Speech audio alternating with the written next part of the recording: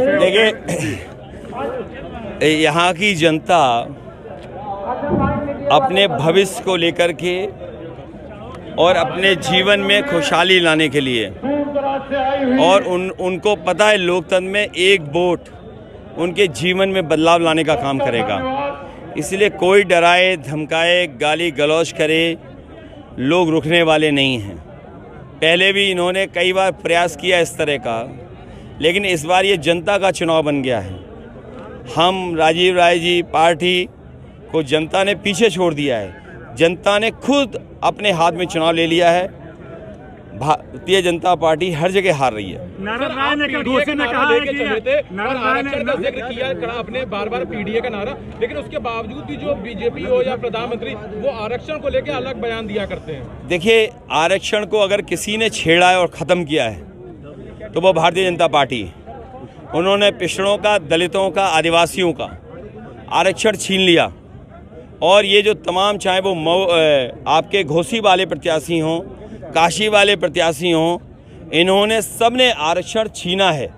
BJP के जितने प्रत्याशी हैं जो पहले मेरिट में, जनरल में पिछड़े, दलित और आदिवासी के बच्चे आ जाते थे, इन्होंने अपने सेक्शन में उनको रोक करके इन्होंने सही मायने में पिछड़े, दलित और आदिवासियों के आरक्षण के साथ खिलवाड़ की है। नारायण राय ने घोषणा में कहा है कि गाजीपुर, मऊ और बलिया तीनों सीटों पे 3 दिनों में समाजवादी पार्टी की 13 ही कर दूंगा। क्या कहेंगे उनके बयान को लेकर? 13 दिन बाद होती है। कहें समय बहुत कम। ना 13 दिन बाद होती है। जिस दिन स्टेटमेंट दिया है उसके 13 दिन बाद देखना किसकी 13वीं होती है।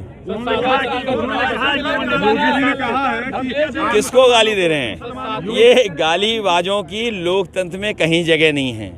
जनता अपना वोट अपने विवेक से, अपनी समझ से डालेगा। और ये गालीबाज लोग, ये दल बदलू लोग, स्वार्थी लोग, धोखेबाज लोग, इनका कोई चरित्र नहीं है। इनका चरित्र केवल स्वार्थ है।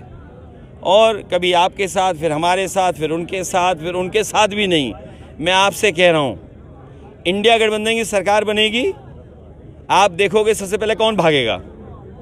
कौन भागेगा?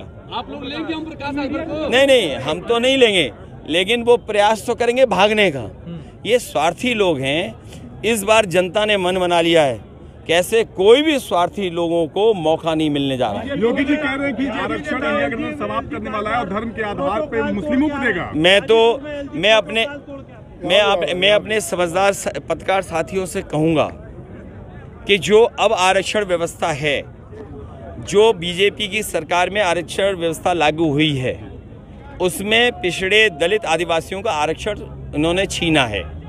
और जो 50% स्लॉट है जिसमें अगड़े EWS हैं, तो अगर हम EWS को निकाल दें, जो 40% का ब्लॉक है उसमें धर्म है, तो आप सोचिए अगर 40% जो ऊपर वाला आरक्षण है, अगर पहले वाली आरक्षण व्यवस्था होती तो इसमें पिछड़े, दलित और आदिवासियों के बच्चे भी आते।